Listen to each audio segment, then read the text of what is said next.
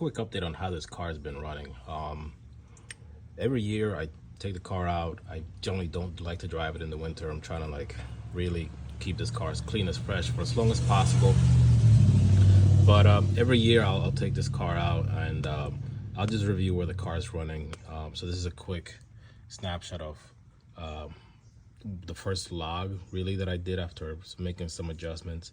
I think last year I was playing around with different fueling, and as you can see, the car is running very rich pretty much across the board.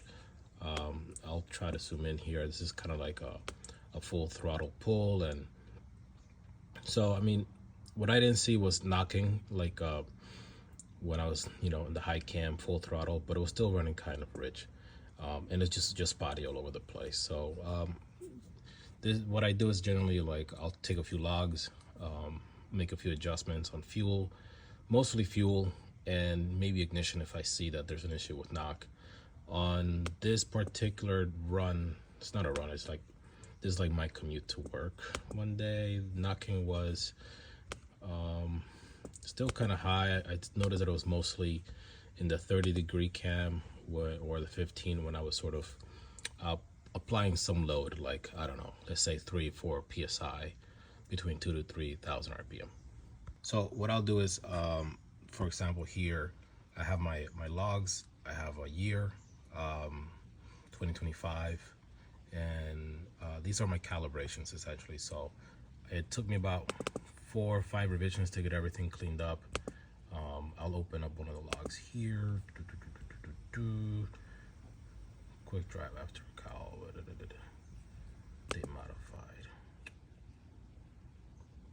I believe this was it. Can't remember, but essentially to help me keep track of this stuff, I open a notepad. I save it in the same folder as where the calibrations are. So, you know, added fuel or whatever. Adding fuel was probably a bad idea across the tables.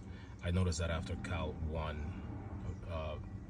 And this is essentially how I keep up with this car. I mean, there's obviously the oil changes, the maintenance.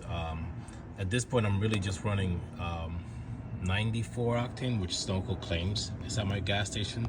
I noticed it is a little bit better, but anyway, I mean, this is not the final log. I don't think I saved the final one, but essentially the final nail in the coffin for me as far as drivability was that the car was in the 0 cam for a while before going to the higher cams, and I found it better to start prepping the car earlier, like as early as 1,000 RPM, move into the 7, 10, you know, so on and so forth. That helped a whole lot. The 0 cam is extremely difficult and sensitive. It's not a high power cam. I'll probably lose a little bit of fuel or whatever gas mileage, but this is not really something that I care about with this car. So there it is. This is kind of how I've been maintaining this car for the past few years. If I decide to change something, I'll go back in here and make whatever changes. This is pretty much the first time I started messing around with the cam angles, and for me it was a positive change.